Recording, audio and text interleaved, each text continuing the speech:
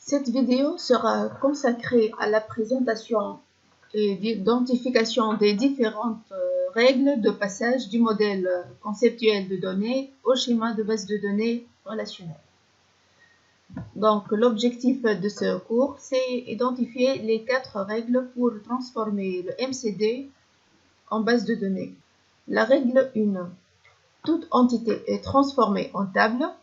Ses propriétés deviennent des champs de la table. L'identifiant de l'entité devient la clé primaire de la table. Donc, voilà l'exemple. On a l'entité personne devient la table personne.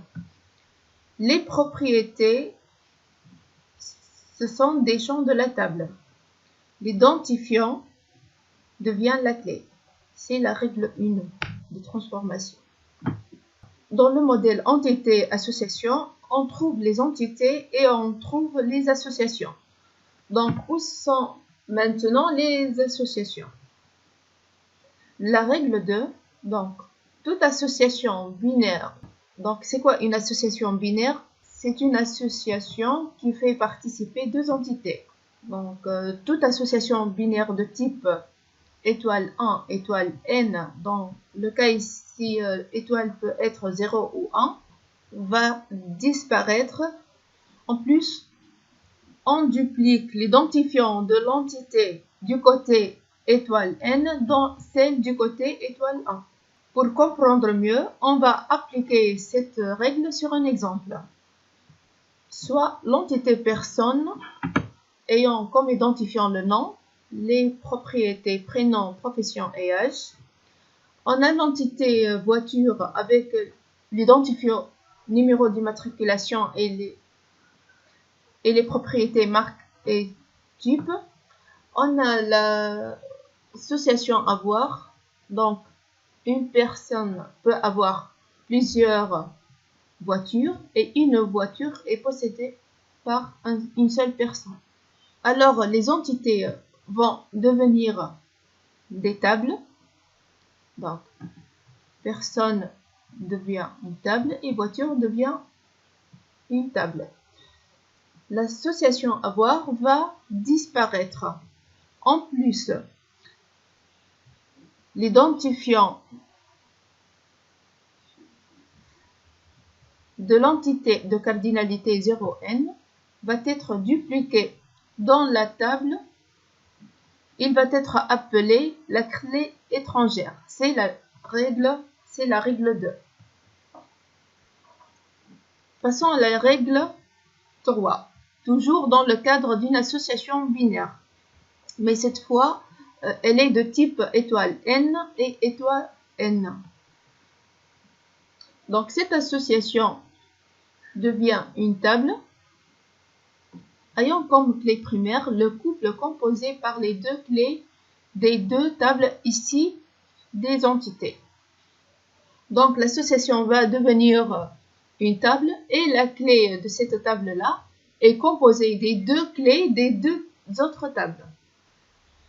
En plus, les éventuelles propriétés dans l'association deviennent des simples attributs ou bien champs dans cette nouvelle table. Si l'association a des propriétés, ces propriétés aussi vont devenir des champs dans cette table. On va mieux comprendre à partir d'un exemple. Soit les 2 entités, l'entité commande et l'entité produit. Donc, la commande peut correspondre à une ou plusieurs produits et le produit peut correspondre à 0 à n commandes. Donc, qu'est-ce qui se passe ici? L'entité commande devient la table commande, l'entité produit devient une table et l'association avoir devient une table. Donc, avec les clés primaires composées par le clé primaire de la première table et la clé primaire de la deuxième table.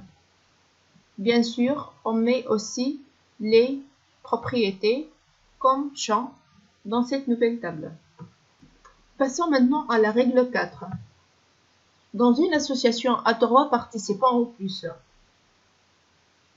c'est-à-dire on a un modèle, l'association devient une table automatiquement, ayant comme clé le composé des clés de toutes les tables issues des entités participantes à cette association. En plus, les éventuelles propriétés dans l'association deviennent des simples attributs ou bien champs dans cette nouvelle table. Donc, soit l'exemple suivant. Donc, maison, entreprise et travaux. C'est-à-dire, une entreprise réalise des travaux de construction dans une maison. Avec l'association qui a deux propriétés, date et montant. Dans ce cas-là, l'entité maison devient une table, l'entité entreprise devient une table, travaux devient une table.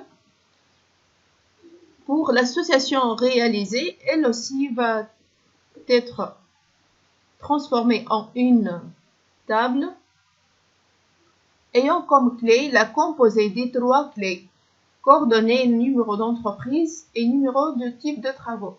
En plus, les propriétés dans l'association vont devenir des champs dans cette table.